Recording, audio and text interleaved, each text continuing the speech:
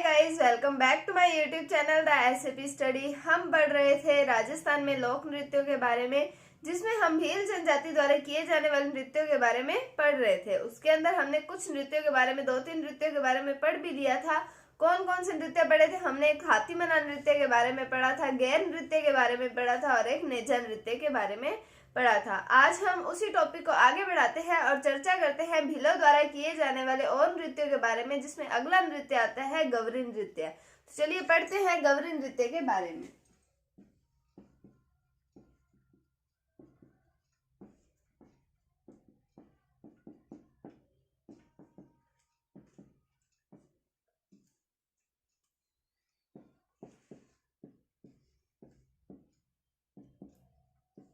तो हम पढ़ रहे हैं भील जनजाति द्वारा किए जाने वाले नृत्य। तो गवरी नृत्य के बारे में पढ़ रहे हैं। तो ये भी किसके द्वारा किया जाता है?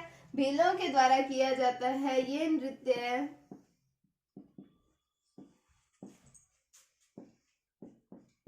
भीलों के द्वारा किया जाता है। फिर हम बात करें कि इसे राई नृत्य भी कहा जाता है। क्या कहा जाता है? राई नृत्य। उसके बाद हम बात करें कि ये जो गवरी नृत्य है, ये सावन भादो यानी कि सावन भाद्रपद के माह में 40 दिनों तक किया जाता है। सावन का महीना हो गया, एक भाद्रपद का महीना, यानी कि 60 दिन हो गए टोटल। उनमें से 40 दिन किया जाता है। कौन सा नृत्य है? गवरी नृत्य। तो सावन भाद्रपद में 40 दिनों तक किया जाता है।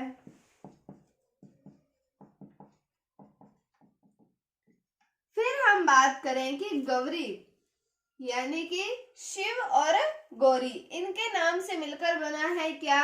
गौरी। कैसे बना है?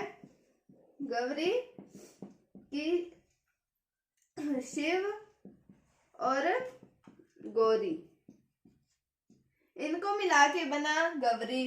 तो शिव और गौरी यानी कि शिव जी और पार्वती जी की आराधना और पूजा करते समय ये नृत्य किया जाता है। कब किया जाता है? इनकी पूजा व आराधना करने के लिए।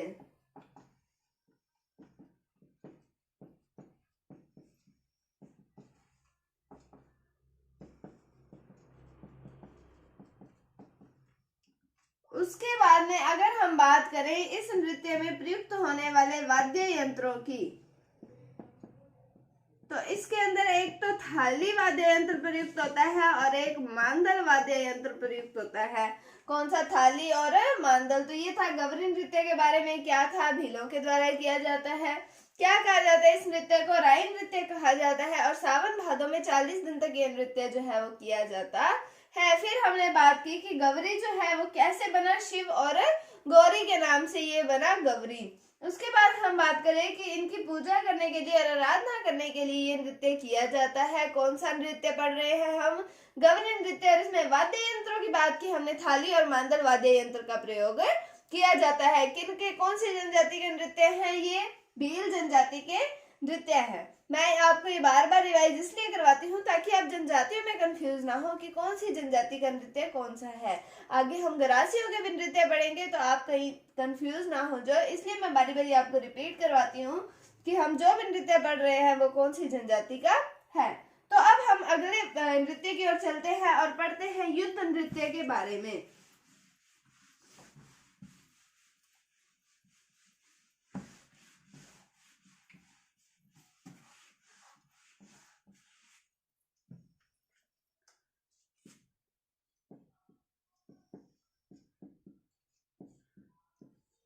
तो फिर मैं बात बता रही हूँ कि आपको ये किसके द्वारा किया जाता है? भीलों के द्वारा। और भीलों में भी ये सिर्फ पुरुषों के द्वारा किया जाता है। अब जैसा कि नाम से ही स्पष्ट है, क्या है? युद्ध नृत्य। मतलब इसके अंदर युद्ध तो किया नहीं जाएगा, मतलब क्या कर सकते हैं? युद्ध का अभिनय कर सकते हैं। तो इस नृत्य में युद्ध का अभिनय किया जाता है। इस नृत्य में युद्ध का अभिनय किया जाता है।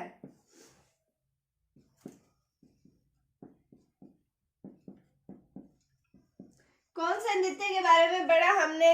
युद्ध नृत्य के बारे में। भीलों के द्वारा, भील पुरुषों के द्वारा ये नृत्य जो है वो किया जाता है और इस नृत्य के अंदर युद्ध का अभिनय जो है वो किया जाता है, यानी कि रियलिटी में युद्ध नहीं किया जाता, उसके नाटक के रूप में उसको प्रस्तुत किया जाता है। जैसे कोई प्राचीन काल का कोई भी युद्ध हो गया, जैसे हमने हल्दी घाटी के युद्ध के बारे में पढ़ा था, तो उसका अभिनय जो है वो यहाँ पर ऐसे युद्ध का अभिनय नृत्य के माध्यम से प्रस्तुत किया जाता है।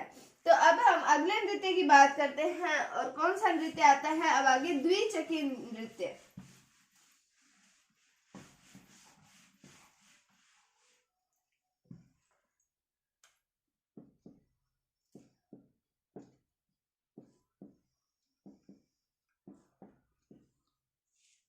तो द्विचक्री यानी कि दो चक्कियां। तो चक्कियां किस तरीके से होती हैं? ऐसे ही होती है चक्कियां। तो दो चक्कियां यानी कि द्विचक्री किया किसके द्वारा जाता है? ये भीलों के द्वारा, और भीलों के अंदर भी पुरुष और महिलाओं दोनों के द्वारा ये नृत्य जो है वो किया जाता है। तो भील पुरुषों व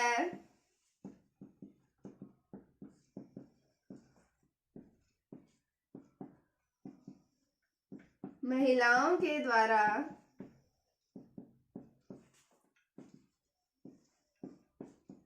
किया जाता है। उसके बाद में हम बात करें कि द्विचक्री यानी कि दो घेरे हमको दिख रहे हैं, तो दो घेरों के अंदर ये नृत्य किया जाता है। ये नृत्य दो घेरों में किया जाता है। जैसे कि अंदर वाला घेरा हो गया महिलाओं का,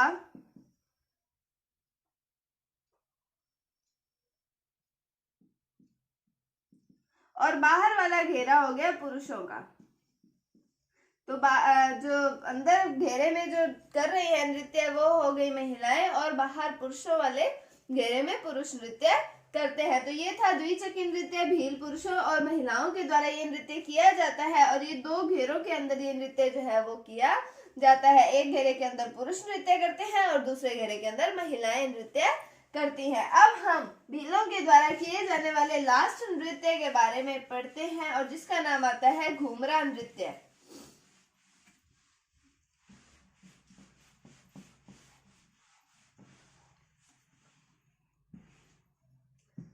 लास्ट ही है ये घूमरा नृत्य जो भीलों के द्वारा किया जाता है। तो ये किसके द्वारा किया जाता है? भीलों के द्वारा, और भील महिलाओं के द्वारा ये नृत्य किया जाता है।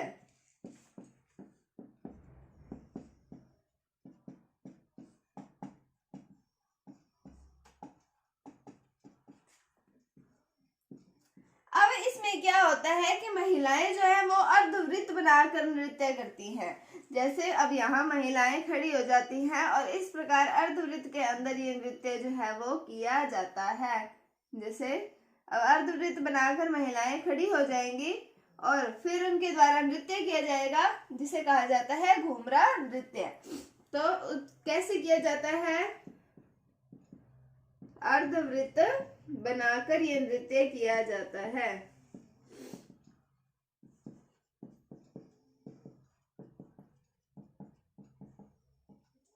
फिर हम बात करें इस नृत्य के अंदर कौन कौन से वाद्य यंत्र प्रयुक्त होते हैं, तो इसके अंदर वाद्य यंत्र आते हैं, एक तो थाली और एक ढोल वाद्य यंत्र का प्रयोग जो है वो किया जाता है। कौन सा नृत्य है ये? घूमरा नृत्य भील महिलाओं के द्वारा किया जाता है। अर्धवृत्त बनाकर ये नृत्य जो है वो किया जाता है। और वाद्य यंत्र कौन से प्रयुक्त होते हैं?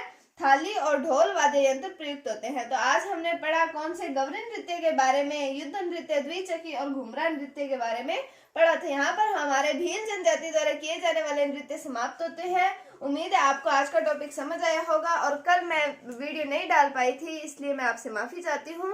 और आगे अब कुछ दिनों तक आपको जरूरी नहीं है कि ये वीडियो आपको कंटिन्यूसली मिले, किसी एक दिन या 2 दिन बीच में छुट्टियां भी हो सकती हैं कुछ जरूरी काम की वजह से। उम्मीद है आप उस टाइम पे अपना रिवाइज करें और अच्छे से अपनी प्रिपरेशन करें। उम्मीद है आपको आज का टॉपिक समझ आया होगा। अगर आपको इसमें डाउट है तो आप कमेंट सेक्शन में जरूर पूछा कीजिए। अगर आपको वीडियो थोड़ी सी भी अच्छी लगे तो इसे लाइक कीजिए, शेयर कीजिए, चैनल पर नए हैं तो इसे सब्सक्राइब जरूर कीजिए। Thank you, thanks for watching, bye bye.